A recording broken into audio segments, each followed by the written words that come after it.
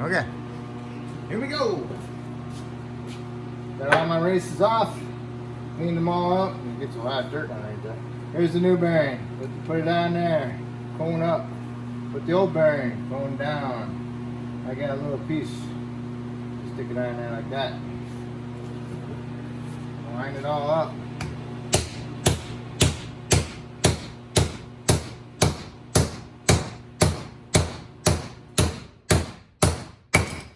Boom. On.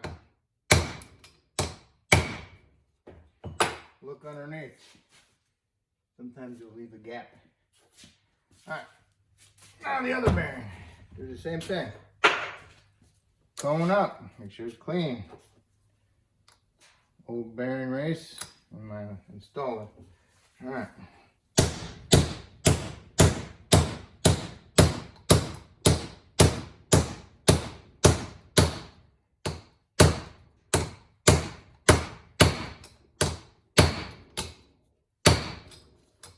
Okay.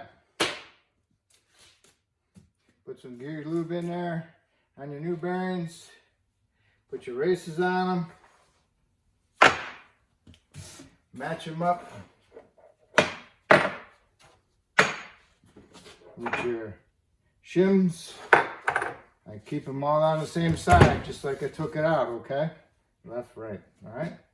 So I'll put some gear lube on them, put my bearing caps on, the cones on there, roll them around, and I'll take it over there and install it.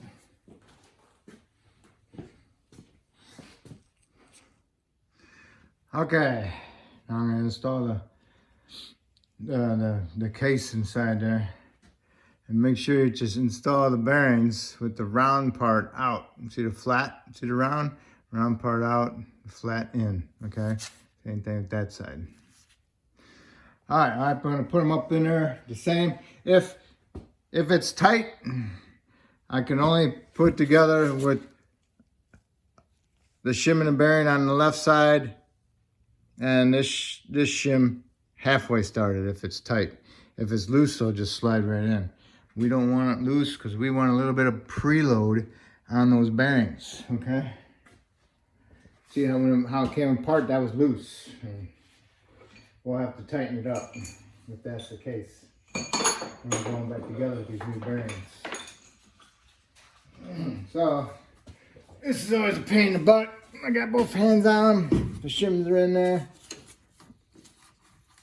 Stick it up in there. Got that side in there. And I'll pull it back out just a little bit. Make sure that bearing race is flat, you know. You got a brass punch.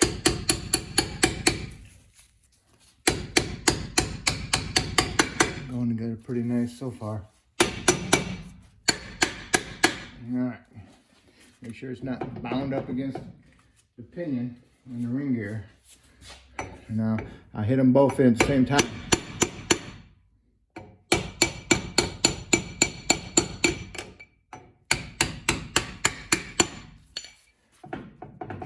Hitting, not binding. Okay.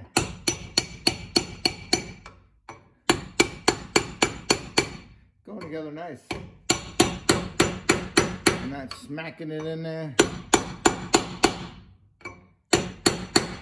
Going in there nice.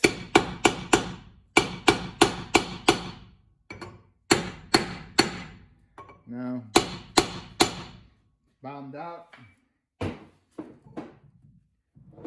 I like that backlash, okay? Almost feels like it was before. Now what we need to do is put our bearing caps on. Remember, the right side had the marks on them. So make sure you clean them up and then put them up there and clean that surface off again and put those bolts in there and tighten them to 65 foot-pounds, the cap bolts. All right, if you look at the caps, they got little arrows on them. Pointing that way, little triangles pointing that way and that way. So make sure they're pointing the right direction, okay? See if I can show you. See it? They're pointing out. All right. So you want to torque them.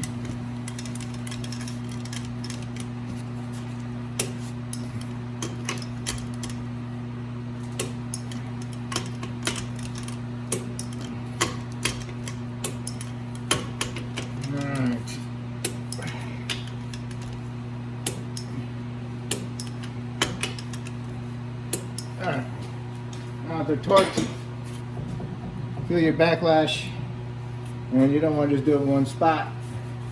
You want to do it every quarter, because ring gears aren't the straightest. Alright, I'm going to say 12, maybe 14, yeah, I'm going to stick to 12. Alright, I'm going to set up my dial indicator and we'll really see what it is. All right, backlash is the clearance between the ring gear and the pinion, okay? So, okay.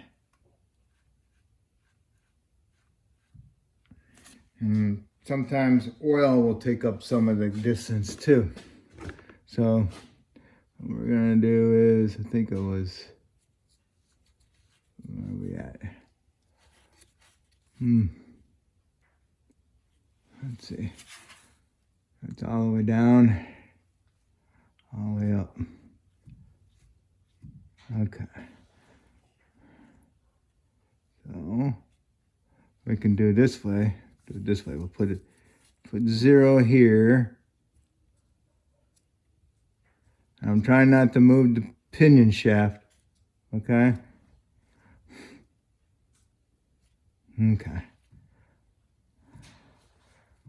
So yeah, it's 13 thousandths. Okay. You just, I said it was 12. So I'll take that. It's a used gear. That's good. Used gears are like 8 to 15. New gears are 5 to 9. So I'll take that. It feels like what it was, so I'll accept it. If it was too tight, I have to move the ring gear that way. We need to put a little bit thicker shim in here. And then it also will increase my bearing preload and make it a little bit tougher to go together. But whatever. Sometimes you can get by just by flipping the right shim with the left shim. You have to measure them and find out, but that's a whole different ballgame. But this is good. All right, now need to put your axle seals in, and then put your axles in, and then put your C-clips in, and then put your little pinion shaft in there and your shaft retainer bolt. I have to go to the parts store and get my seals, so, and my gear lube. To find out what kind of gear lube you got, there'll be a little plate on the back of the rear end cover. One has a code for the gear ratio, and the other one tells you what gear lube to use. Okay, they're really hard to see, but this one says 7590 on it, so it's not synthetic, so that's good. Okay. All right. Time for the axle seals. Put some grease on the roller bearings. Pack your seal with some grease. Put it up there. This is weird because it's supposed to be an 8.8, but it uses 9.6 axle seals. Don't figure Ford, right? All right, so you got an installer, use it.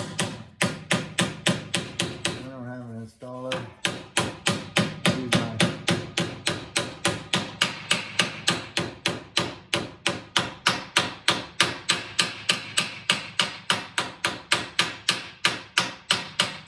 my favorite hammer.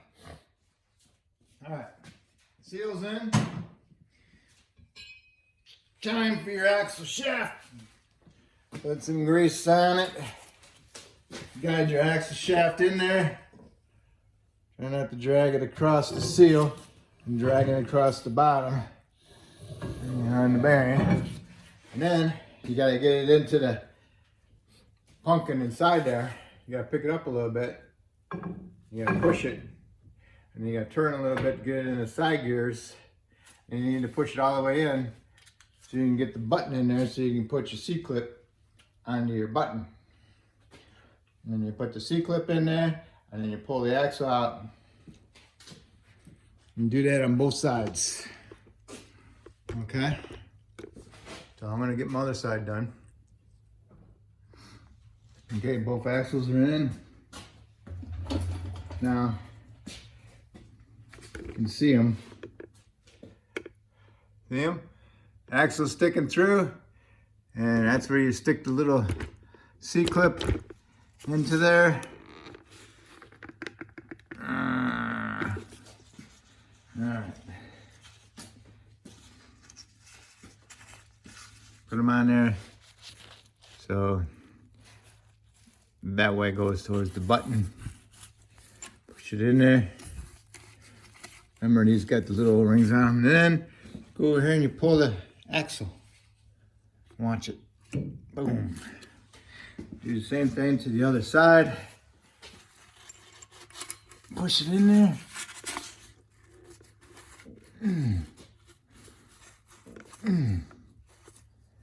Okay. And pull the axle. Okay. Bingo. Then you need to put your that pinion shaft back in there. So you gotta watch your side gears. All right. So stick your finger in there so they. Well, then plus you gotta make sure that you line your hole up with your pin.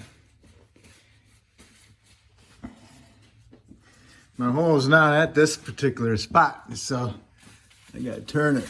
And I'm gonna put my pin in there just to hold it together while I'm turning it. It's all new bearings, new preloads, and it's all gonna have a little bit of tension on it now.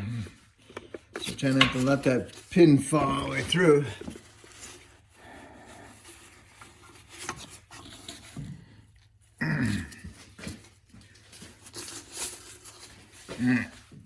Now, put it up here. Okay, now I can put my pin in there. Oops, dropped it. I dropped my pin. Okay. Make sure the hole's lined up so that pin will go in there. And there you go. Now all you need to do is tighten it up and give it a tap with your hammer. Make sure it's tight. And go and pull on your axles. Make sure that they don't come out, and turn them. Make sure the C-clips don't fall out in case you got them in there wrong. Okay? So now all you need to do is tighten that pinion retainer bolt. And that'll be it, and then we can put the cover on. Now that pin bolt is tight, and the C-clips are in there, nothing at the bottom, so you're good. So now you clean it off, got your end cover, got it all cleaned off, got some silicone sealer on the bottom, and I got the gasket on it, and I got sealer on top of the gasket. So now I'm going to put that on and get all my bolts started. And once you got them all started, then you can go around and snug them up and then tighten them up. You don't want to bear down on them and split your gasket, but you do want them tight. They're only little bolts, so I'd say maybe 20 foot-pounds, maybe. And just tighten them up, crisscross pattern. Okay. If you use an impact and tighten them up too tight, you'll split the gasket and then you'll have a leak. So, if you got silicone sealer on there, you want it to dry for a little bit. So you might want it to sit for maybe 4 hours, 2 hours, let it cure a little bit. Then you can put your sealer in there. But in the meantime, you can put your axle back on and you can put your brakes back together. So I'm gonna snug this up. Okay, get your rear end cover tightened up. Over here you got a vent tube. Make sure it's connected. If it's not connected, but anyway, make sure that this is not clogged. Take it off. It's like a 14 millimeter. Clean it out. And it bolts up to the axle tube. Put it back on there, tighten it up. And cut off the end of the hose and put it on there. Make sure that vent is clean. Make sure the tube is connected, because you know, four-wheel drive, they like to drive in the water. Whatever, mud. All right, clean up your flanges. Put some anti-seize on it, and line up your markings, and then go ahead and start your bolts. Tighten them all up equally, and then you probably want to torque them to like 45 foot-pounds. And the next you want to do is put your brakes back together. Okay, put some anti-seize on your axles, put your rotor on, put your calipers on. Make sure you put these on first, because it's got the double notches on them. Put them in there first, and then push it down on there. And make sure that the caliper slides are that way as far as you can get them, so they don't get stuck on the bracket itself. And then once you got down in here flush, then you can put your caliper bolts in and wiggle the caliper around, and so you can get these started into the bolt holes. And then you want to tighten them up and tighten them to 30 foot-pounds. And then you can put your tires on once you get both brakes on there, and you can tighten your lug nuts to 140 foot-pounds. And then after that, we're going to do the gear lube. Okay, you're ready to put your gear lube in. Remove the plug in the side of the front here. It's a 3/8 drive. Make sure you get in it nice and square, and use a nice long bar straight, so you don't strip the head of it out inside there. Remove it. I already installed 3 bottles of 80/90. So this is my 4th bottle. What you want to do is you want to overfill it, okay? When you overfill it, you end up putting the plug back in. See how much is coming out? Put the plug back in, and that's it. Oops. Gotta put that sucker in there.